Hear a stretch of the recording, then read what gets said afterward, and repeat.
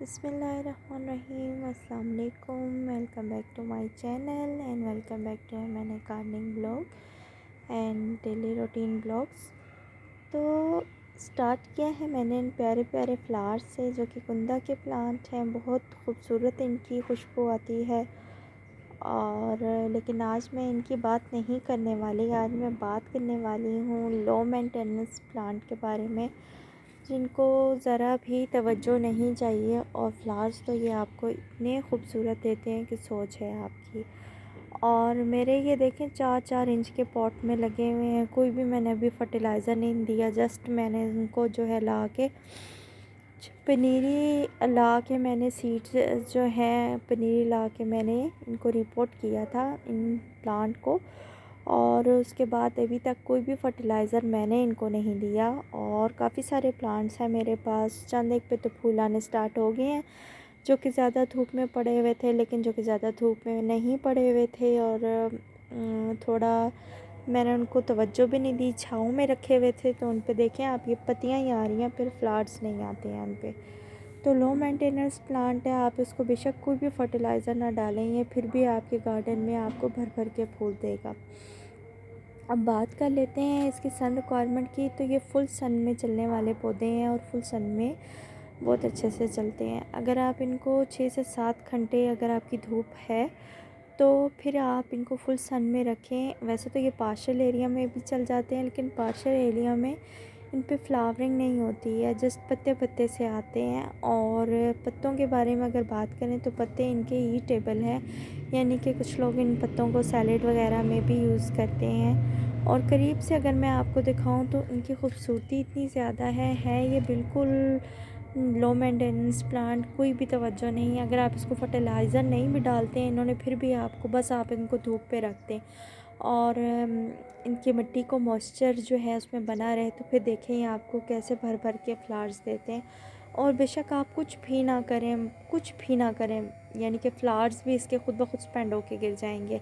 लेकिन बस इसको फुल सन में रखें। और इसको अगर आप बड़े कंटेनर्स में जिस तरह के बेड बनाते हैं ना नीचे एरिया में गार्डन में, तो लाइन में लगाते हैं और बीच में एक प्यारा सा कोई प्लांट रख देते हैं, तो उसमें भी ये बड़ा अच्छा मैचिंग में कंट्रास्ट में लगता है।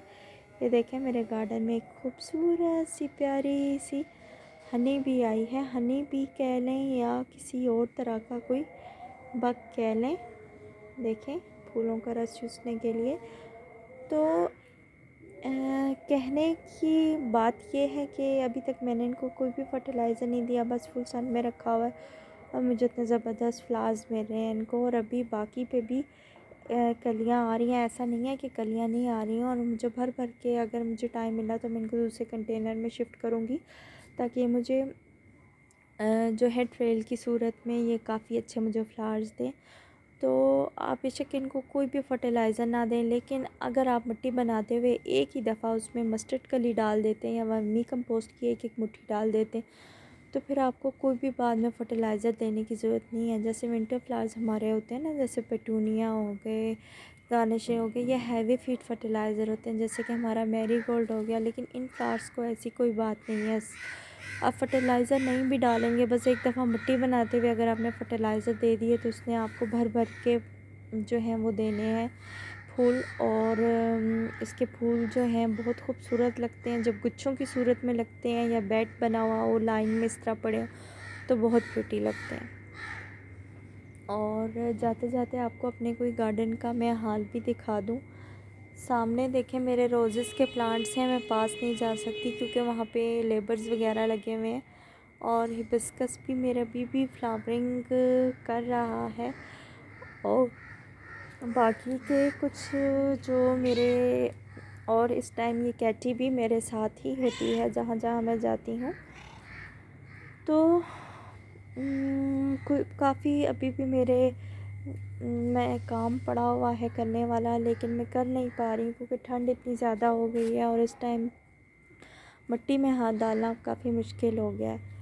तो काफ़ी सारे काम मैंने कर भी लिए हैं, लेकिन फिर भी मेरे काफ़ी सारे काम पेंडिंग पड़े हुए हैं। और इस साइड पे तो सारे मेरे डहेलिया के प्लांट हैं, जो छोटे साइज़ का डहेलिया होता है वो। और ये सारे डेहलिया के प्लांट हैं, इनको मैंने कल फर्टिलाइज़र डाला था।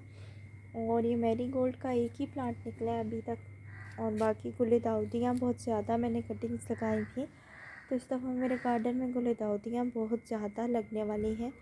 और इसके अलावा बात करूँ अपने टोमेटो के प्लांट की, तो मैं टोमेटो के प्लांट, आप में से अक्सर लोग कहते हैं कि टोमेटो के प्लांट जो हैं वो सर्दियों में नहीं चलते, या उनको एक शेल्टर देना पड़ता है, ग्रीन हाउस देना पड़ता है। तो मेरे जो टमाटर के प्लांट हैं वो ग्रीन हाउस के बगैर ही माशाल्लाह इतने अच्छे चल रहे हैं। कोई भी ग्रीन हाउस मैंने नहीं दिया हुआ इन्हें, ठीक है। और ये कॉस्मॉस पे भी बर्ड्स आ रहे हैं। और ये जो नीचे मेरे छोटे छोटे प्लांट हैं ये स्टॉक फ्लावर्स हैं, तो इनको भी मुझे फर्टिलाइज़ बहुत जल्दी करना है। तो काम है जो ख़त्म करने होने का नाम नहीं ले रहा, और नया से नया काम निकलता आ रहा है गार्डन में। लेकिन कोई बात नहीं, यही अरसा है, इसके बाद बाहर में हमें फूल ही फूल देखने को मिलेंगे। तो ये देखें, ये मेरी गुलदाउदियाँ सारी की सारी, ये फ्रेंच मैरीगोल्ड है। और इधर और जो है मुझे लगता है कि कैलेंडोला के प्लांट्स, कैलेंडोला की सीडलिंग निकल रही है इन प्लांट्स में, गमलों में।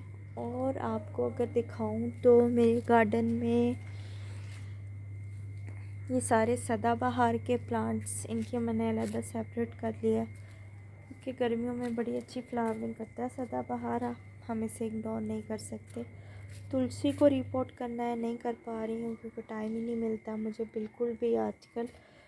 और